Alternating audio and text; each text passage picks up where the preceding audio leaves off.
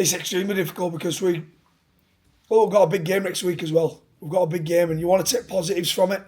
You want to look at it and go, you just want to watch that first half and go, if we can do this consistently, I think that's the key word that the players used in there then.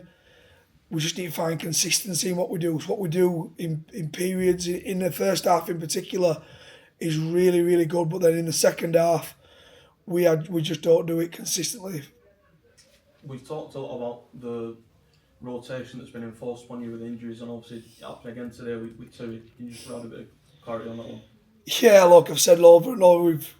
Resilience is a word that I keep having to use with this playing group at the moment because there's obstacles and stuff that happen to us. He just said he had pains in his chest. Nothing beforehand. Nothing, on the court dried over here. Just in the warm up, started getting severe stabbing pains in his chest.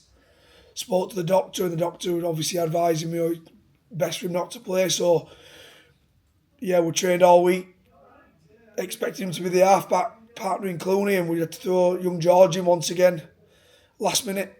What does that look like over the next few days then for Tui? I have no idea. Obviously, it was really unexpected. Nobody had any inkling that might be the case. So probably got to sit down with the physio team and the doctors and work out what it is. But on the positive side of that, George came in and had a really good game, didn't he? Yeah, he did play decent again, did George.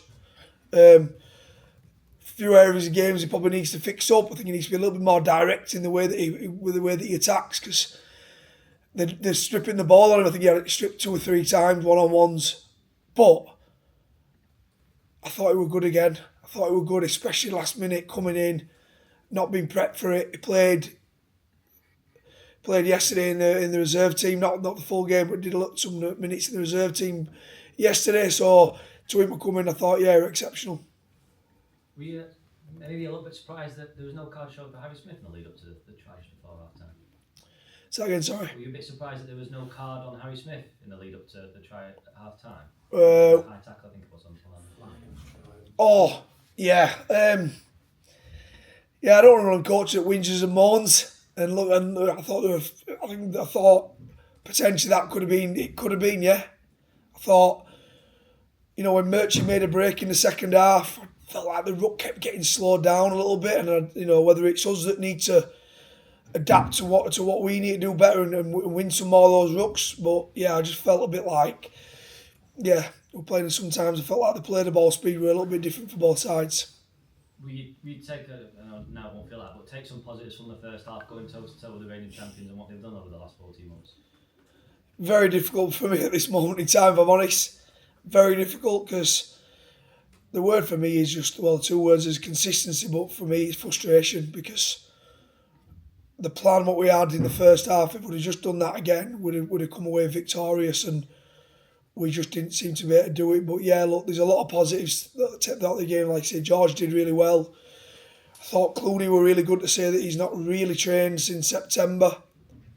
We had Tani Milne, who's not had the opportunity to train. He came back from a knee injury, gone over, for the birth of his first child, and he'll only get better and better the more minutes we can get into him. Sutcliffe, again, is another one that hasn't trained that often with her that much with an injury, and he'll get better. So there's a lot of positives we can take. Just once again, it's very frustrating. You mentioned Adam Clune, obviously his first game this season. He was showing glimpses in the first half that he can take you forward. Are you confident that with more minutes, he's the one who's going to lead you around? Oh, most definitely. I think Clune's our general, and that's never been a secret. We play through him. We've got players that complement him, but he's the one who basically organises the team. Him and obviously Zach at hooker. And we threw Ash. I thought Ash were great again. Ash were really good last week when we lost Zach, and he were really good once again. But yeah, Clune's only going to get better and better the more minutes he plays and the more he trains. Robbo, just before you go, a quick word on Leroy, 350th appearance today for Super League. Just how did you think he went? Oh, look, Leroy's always great, and it's an unbelievable achievement. In the middle of his career, he picked up some really bad knee injuries where it could have retired him, and he came through it. Probably showed his mental strength. He bleeds claret and gold. To play that many games, I don't even think the league recognised the games in the middle eights. When we went in the middle eights, we were in the lower eight, and I don't think they count them as Super League appearances. So he's probably on more. He's probably got more than what everyone thinks. But to do it at one club is an unbelievable achievement. And Ollie Wilson played his 100th Giants game as well, appearance for the Giants. So that were a special moment for him. Sutty made his debut.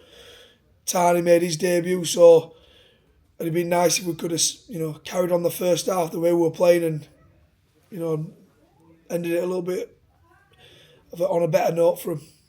And obviously Tarney came on, but he was sort of been in your plans at the start of when he arrived to be a centre, but he came on and replaced Leroy and played 13.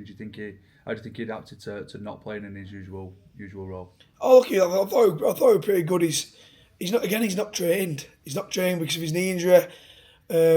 Obviously going back over to home, he obviously was training, doing his rehabilitation over there, but we're just doing it, on the. It's a lot harder to do it over there by yourself when you've got the physios in and around you.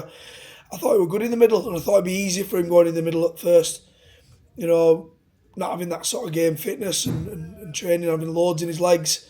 He'll get better and better, the more he trains.